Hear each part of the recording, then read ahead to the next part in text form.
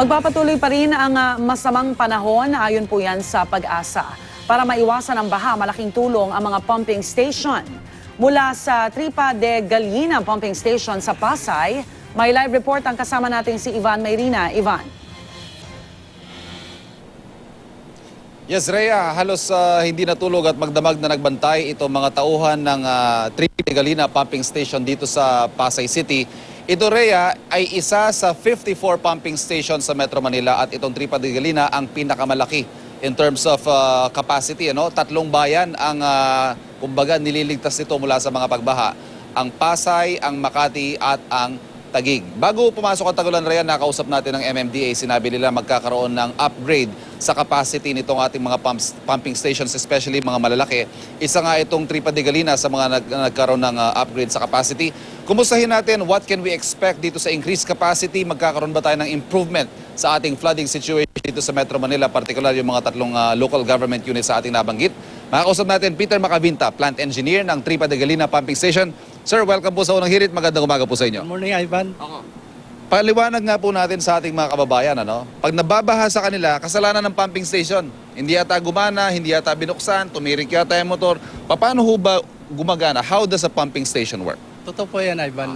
Ganito po yun. Pagka mayroon tayong drainage area na natawag, pag magkaroon ng ulan, yung rainfall intensity, kung malakasin yung rainfall intensity natin, malaki rin yung volume na pupunta dito. Okay.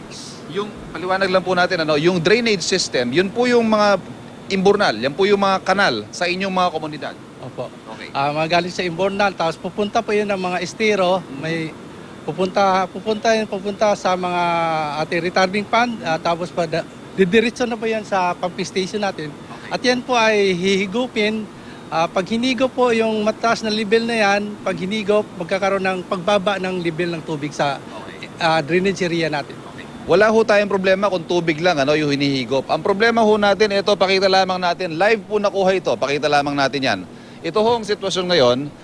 Ayon kay Ginoong Macabinta, sir, kayo na magsabi, gaano karaming basura kada araw ang nasasalo nyo dito sa pumping station ninyo? Sa loob po na isang araw po ay halos isang truck po yung naaahon. Just imagine, mga 12 cubic meter per day yan. Okay. Mas So kung marami pa pag maipon maulan, sa isang taon, tama ba? marami. Kaya makikita nyo, marami talagang basura. Pero hinahakot po yan ng local government ng Okay, Pasay. pero ito ho sana, imaginein ho ninyo, ang isang jeep halimbawa, pag maraming sakay, pag overloaded, pwersado ang makina, posibleng tumirek, posibleng mag-overheat. Ganon din po yung mga motor natin dito sa pumping station, tama po ba? Totoo po yun kasi pag maraming basura, naiipit po yung mga basura sa impeller ng pump natin. So magkakaroon po yun ng high ampere. Mataas po ang amperahin natin, lalabas na rin po yung kakambal niya, yung high temperature ng motor Overheat. natin, overheat na. Pag nag-overheat po yun, doon po titirik na yung magti-trip off na yung motor natin. So bago mapaandan natin, it takes 2 to 3 hours. So magkakaroon tayo ng delay. So yun po, nagkakaroon tayo ng shutdown sa ating mga pumps natin. Yun na ho yung sinasabi na tumigil ang pump, nag-overheat, uminit na puwersa, dahil na rin, hindi ho dahil sa baha, hindi ho dahil sa tubig lang yan, dahil na rin sa mga basura natin. Kayo na po magpaalala sa mga kababayan natin, bakit tayo nagbabaha at tayo rin mismo ay may pwedeng gawin mula sa ating mga tahanan para makaiwas sa mga pagbaha. Malaking tulong po yun. Malaking tulong po na yung mga basura natin, huwag itapon sa ating mga estero. Tama po yun, tama. Ginoong Macabinta, maraming salamat po. At mga kapuso, sa ngayon, so far so good, 1 out of 8 pumps lamang po ang gumagana mula dito sa Tripa de Gallina. Pero kung sakaling tumaas pa ang ating rainfall intensity, ay handa naman ang iba pang mga pump para ho masiguro na hindi tayo magkaroon ng pagbaha dito sa ilang bahagi ng Metro Manila. Balik muna sa iyo, Rhea. Maraming salamat, Ivan Mayrina.